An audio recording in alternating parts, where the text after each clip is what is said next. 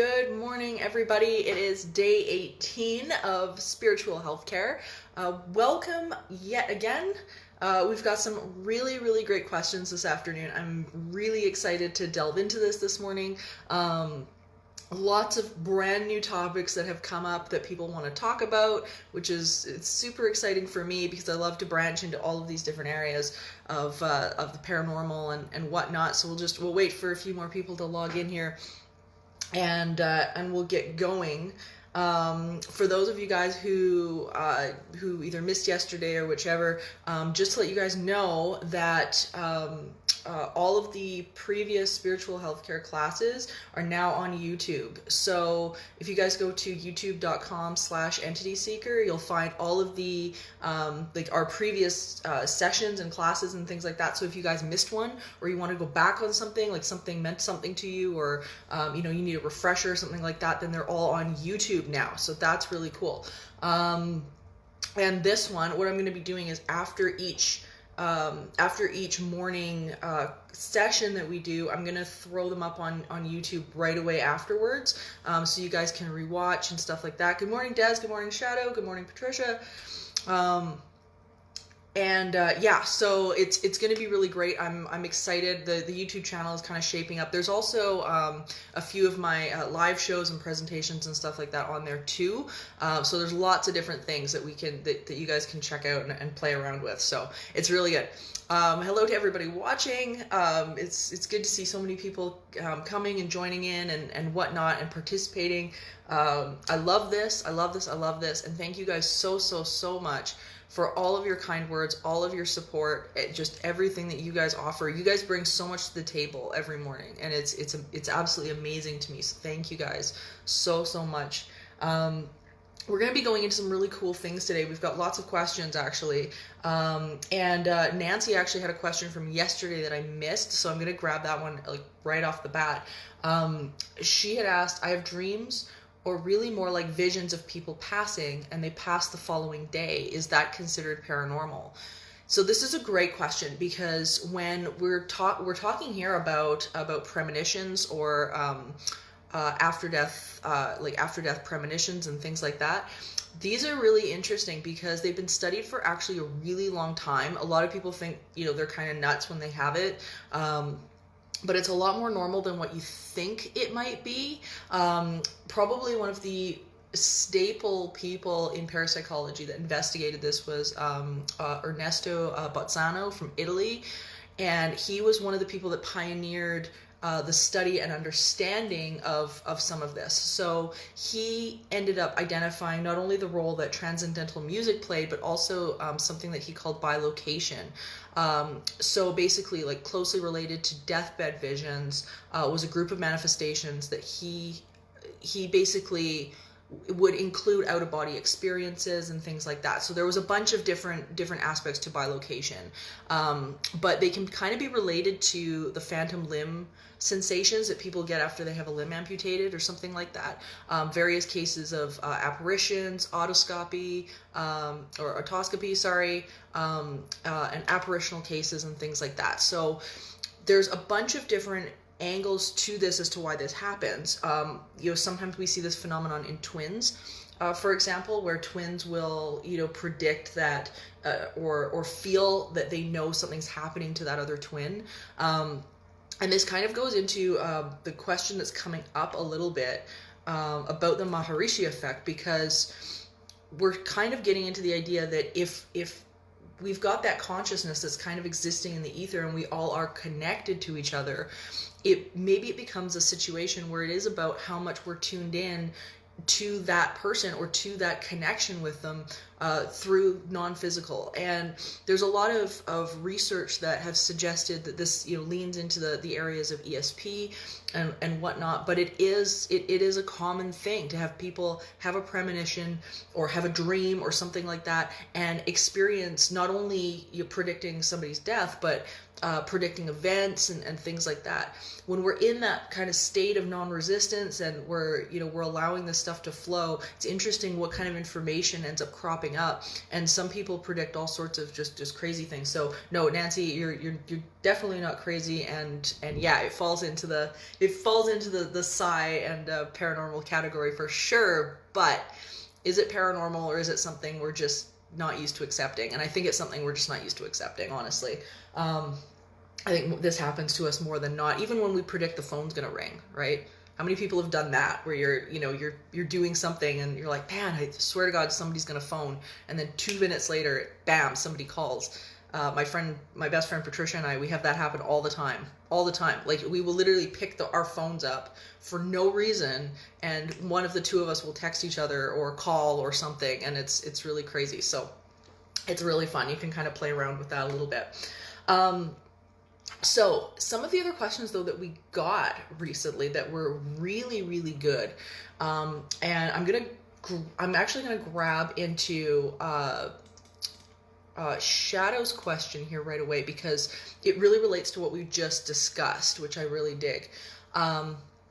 She says, first of all, were there any change or effects recorded or observed from the global meditation that we did last week? The numbers in terms of the like Global Consciousness Project or anything like that haven't come back yet. I haven't read anything. I've been keeping my eyes open. So as soon as I have any data for you guys, I will let you know. I know they have been really closely monitoring the random number generators for the Global Consciousness Project. So it is something that people are paying attention to. So hopefully we'll get some data from that, because that'd be really neat. She also asks, do you think any of those changes would validate the Maharishi effect? What are your thoughts regarding that effect? So for those of you guys who don't know what that is, I'll give you a brief overview of it. So Maharishi was actually a yogi, and in 1960 he made this prediction that if people were working to a global end, like peace and things like that. Good morning, Don.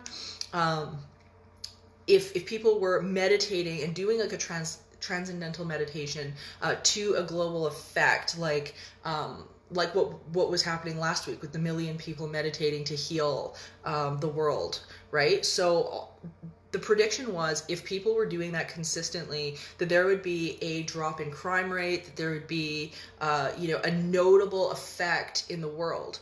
And so he predicted this in 1960. The changes were first noticed, and it was first started to be studied in about 1974. And there was a paper done on it in 1976 where they actually began to notice that this was a thing, that this seemed to be making a difference, that there was correlations. Good morning, Ken. So when it was practiced, they noticed they saw a drop in crime rate of about 16%. It was a lot. Like, it was a fair amount. 16% is decent. And then it wasn't until 1987 that there started to be actual statistical analysis done. So in 1987, they noticed an 11% drop when it was actually studied, and this was put to a paper. And there was 11% reduction, I should say, in violent crimes specifically. And that was in Washington, D.C. So this started to be taken very seriously, and in 1993 they decided they were going to do another experiment with this, and they noticed the rate dropped by 23.3%. It was a lot. So it's really interesting, and as I say, it lends a little bit more to what we've been talking about in terms of the Global Consciousness Project, in terms of where we put our focus and our mindset, and what energy we're bringing into our space, right? So it's pretty cool. So that was our Maharishi effect. So Shadow's question about it is, do you think it validates it? And I think there's something to this, right? Because we know as a microcosm, right? If we look at ourselves as kind of a microcosm of all of this, then we can kind of see the fact that, yeah, we are creating our reality. We are focusing in a new way. And when we do that and we change our paradigms, we start to manifest different things, whether it be in the world of paranormal activity, or whether it be, in your job or your home life or whatever. We start to see this direct reflection of it. And it's really interesting. So yeah, I think that this is absolutely something that leans to suggest that, you know, we as a global people can shift and move things. And what's interesting is that when we look at the world at various times in history and things like that, we can start to see those patterns a little bit as well, right? Like, it's kind of, what was it, the chicken before the egg problem? Because we start to see, you know, people kind of, if we see people go downhill, are they responding to what's going on and then they're going downhill, or are they kind of going downhill and then what's being projected back, is that what is actually being created from this new mindset? So it's really interesting. And from what I've seen with paranormal research and what I've dealt with clients, is I think something that's really important, and that we see often these people who, you know, do start off in, you know, whatever mindset it is, whether it be something super happy and super positive, or whether it be something that's, you know, dipping into the negative. And we start to notice that there is this fluctuation, and what they get back becomes very much a reflection of where their mindset is. So it's really interesting. So yeah, I think it totally does. The next part of her question is, considering the theory of the Maharishi effect, do you think the same could apply to paranormal anomalies being created and made so? For example, the same way a group of people meditating can create a shift in energy or vibrations. And yeah, I think you're spot on with this, Shadow. I think that's dead accurate. We talked the other day about the Philip experiment and people coming together to manifest the made-up character of Philip, and it worked, right? And it not only worked once, but it worked twice when they created another study group and created Lilith. So I think, yeah, absolutely, this all leads to exactly what you're saying, which is groups of people, when put together and when our focus is put in a certain direction, as long as everybody is on that sort of same wavelength and same frequency, then all of a sudden, bam, you've got, you know, you're creating all of this interesting activity. In the Philip experiment in Toronto, for those of you guys who don't know, who aren't familiar with that, basically what happened was the SPR in Canada, as well as some people from Mensa, got together and decided that they were going to recreate Victorian seances and see if they could manifest their own entity. So they created a character by the name of Philip, and they ended up writing his backstory. He was like, he like, they made him sort of this medieval character and whatnot, and they just created this unique, interesting interesting creation. And all of a sudden, bam, you know, they started to experience Philip under the right conditions once they sort of nailed it down and got it right. So it was a really, really, really great experiment. And what I'm going to do is I'm going to bring up the link eventually here for you guys as well. And Ursula's asking, was Philip a tulpa? Yeah, kind of. A tulpa, guys, is it's a concept in mysticism where something is created through mental powers. Okay, so he kind of was completely made up character. There was no actual person, you know, named Philip with this story. And Lilith was the same way. So we start to see this pattern going on. And I'll post I'll post one of my articles about Philip experiments so you guys can read more about it, because it's really cool.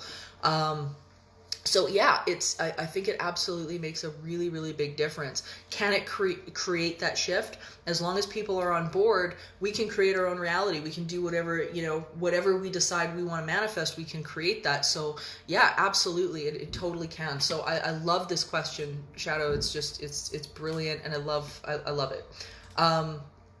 So I gotta grab onto this one next, because I thought this was great, and I think it addresses a lot of people's questions about hauntings specifically, and that is, it was from Ghost or Weird on Twitter, and they ask, do you think spirits or ghosts are trapped in these abandoned or old buildings, or do you think they choose to stay somewhere familiar?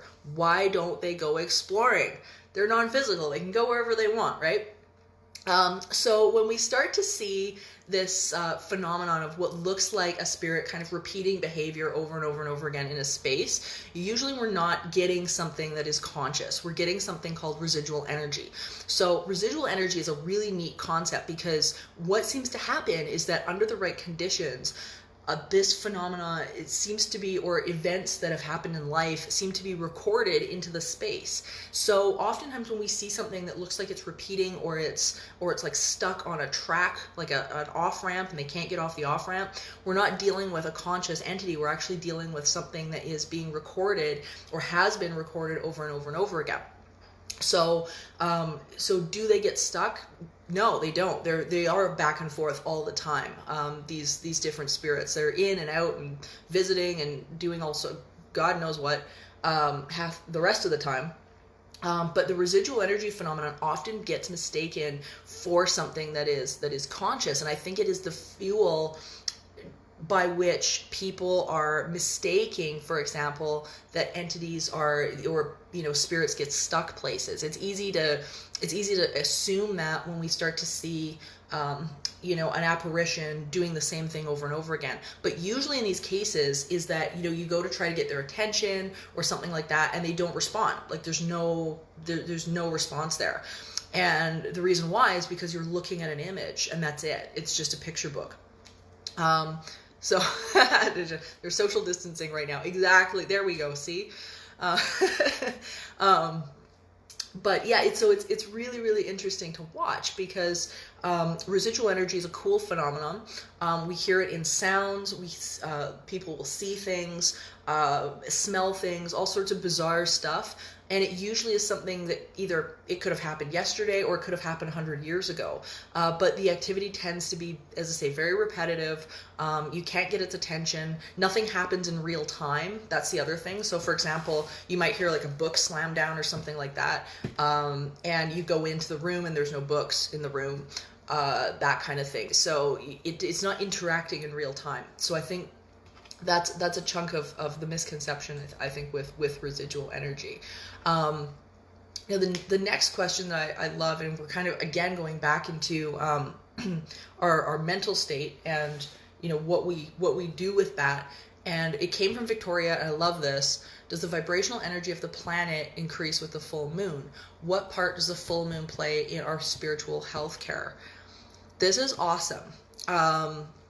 And I think with, and Victoria's actually, she's got another question here in the feed. I'll grab that first because it's related to what we just talked about. Are the sensitive people who have visions, are picking up on residual energies? It's a really good question. And I think sometimes, we've got something that is embedded into the environment. However that's happening, a lot of theories are leaning towards electromagnetics and geomagnetics and things like that.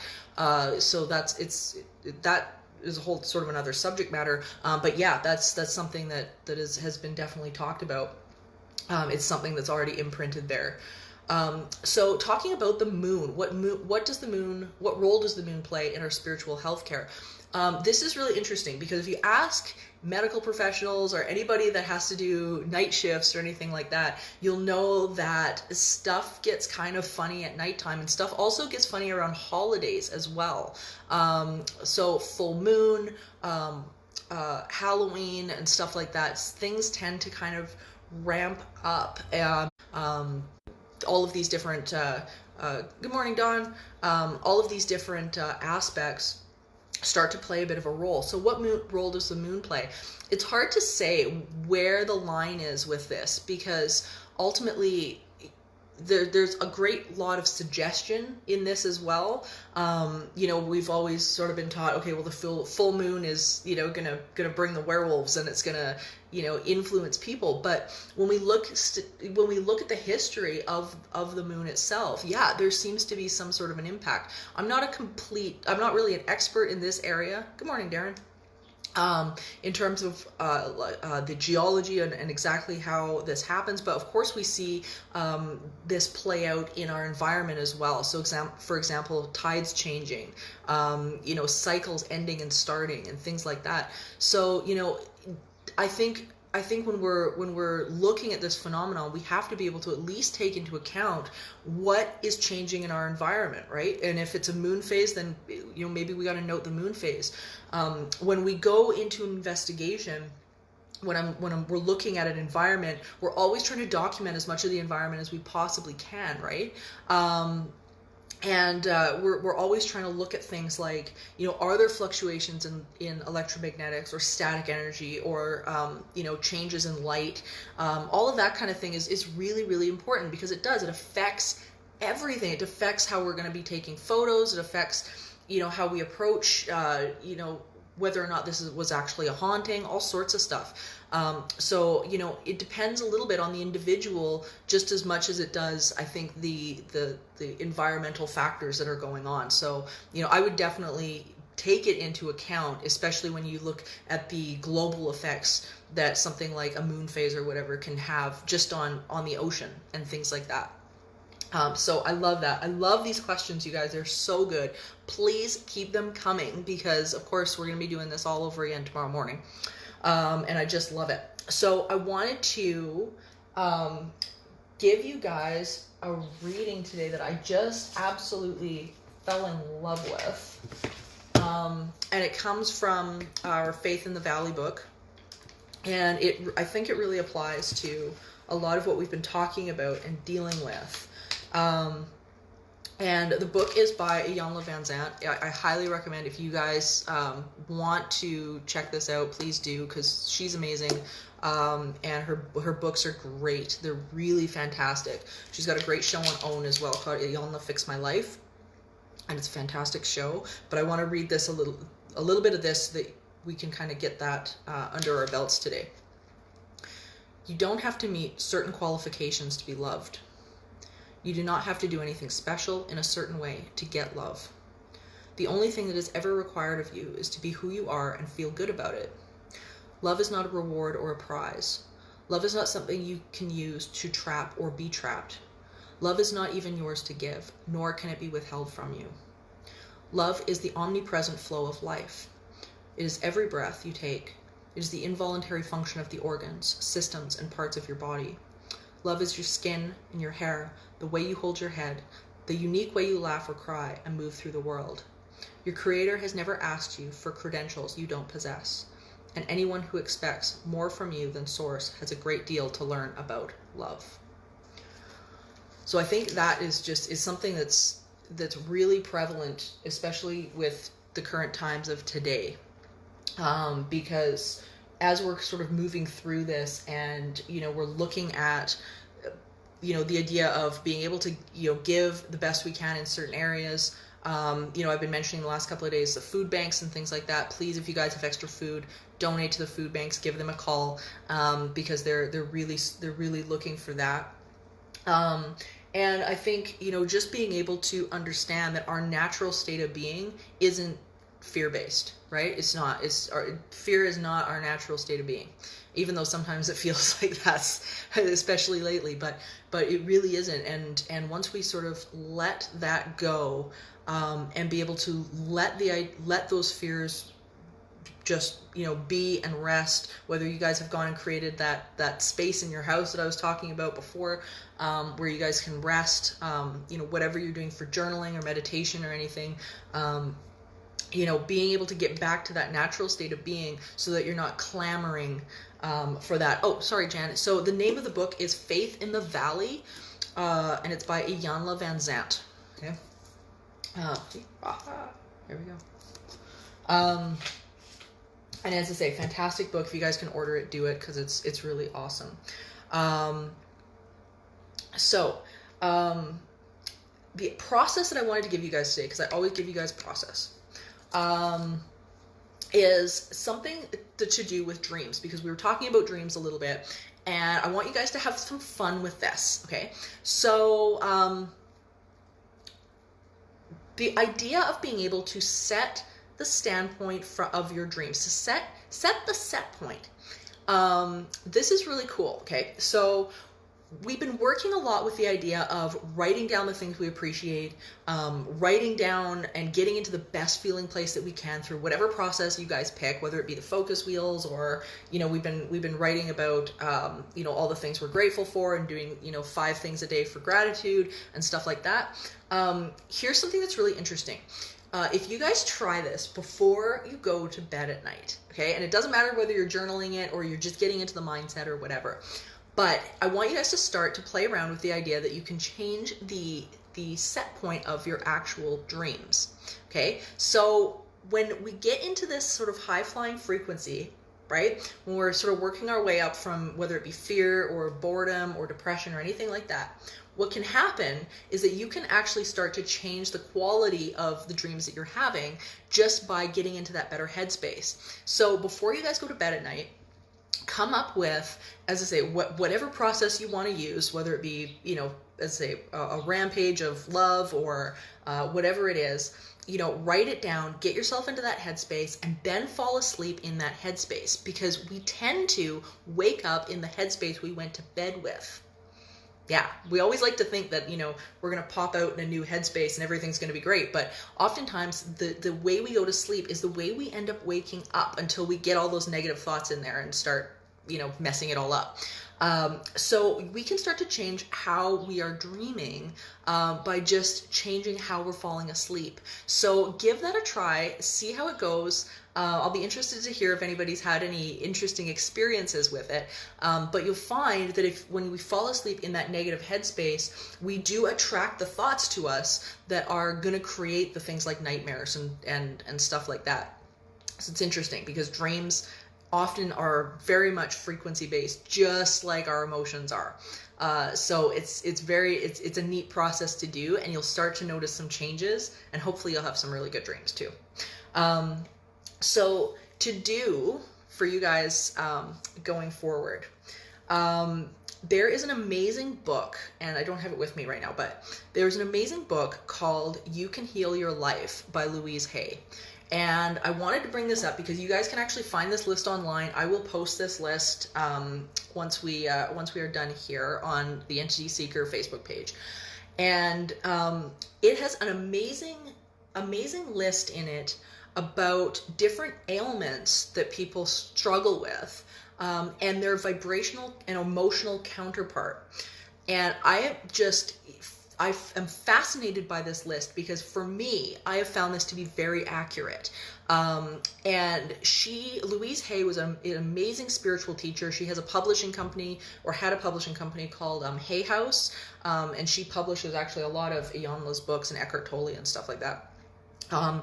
Louise Hay passed away, but her legacy is absolutely amazing. Shadow, yeah, Excuse Me, Your Life is Waiting is a great book. It sure is. Her work is really great. And she wrote this huge list, and there's ailments in there that I didn't even know existed. But it shows you what the vibrational and emotional counterpart is. So it's really, really, really cool. Sean, yeah, I think you're right about that. And I'm going to post that list because if you guys are having like even just minor like issues and stuff like that, like a constant stuffy nose or something like that, seeing that vibrational counterpart is really interesting because I found it to be very accurate. And once I sort of clean up the emotion associated with it, oftentimes whatever that ailment is also gets cleaned up too. So it's really cool, and you'll start to see a change. So I'm going to post that for you guys so you guys can play around with that, because it's really, really awesome. But I'm not going to keep everybody super long. As I say, all the classes now, for those of you guys who missed at the beginning, all of the spiritual healthcare classes now, when we're done live, I'm posting them to YouTube. Okay, so if you guys go to youtube.com/entityseeker, you'll find all the spiritual healthcare classes that we've done already. And of course, they are live here every single morning at 10 a.m. Mountain Time. So it's just sort of an added thing. So if you guys need to go back on something or whatever, then you can, and kind of play around with that as well. And they're also posted on entityseeker.ca, which is my official site, in the video section. So you guys can go and play around and look at the video section and stuff. And there's all sorts of like cool paranormal stuff there as well, like investigations I've done and all that stuff. So yeah, so check it out. And I hope you guys have an amazing day. We can't forget our affirmations because those are important. So everybody, take a breath.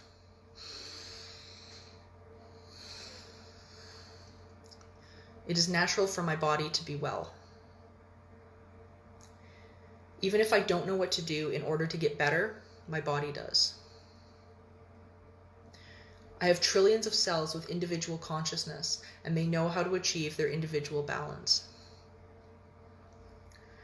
When this condition began, I didn't know what I know now. I don't need to understand the cause of this illness.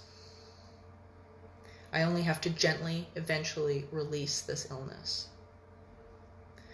It doesn't matter how it got started, because it's reversing its course right now. And there's no hurry about any of this.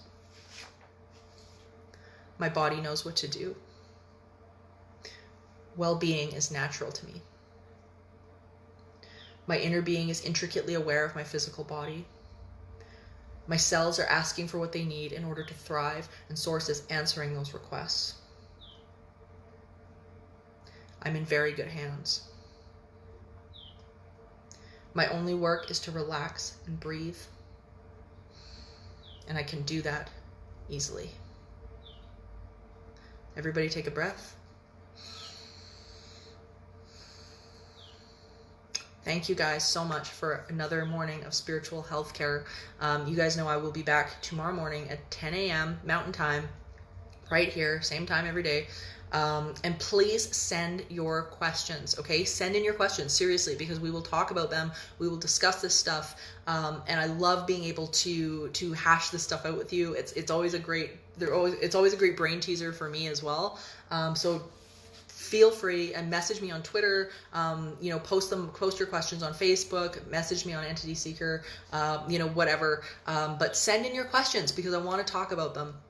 And because they're awesome, and I love you guys, and I will talk to you tomorrow morning. All right, have a very safe day, everybody. And yeah, it's very windy here, so I'm not even going out of my balcony. So bye, everybody.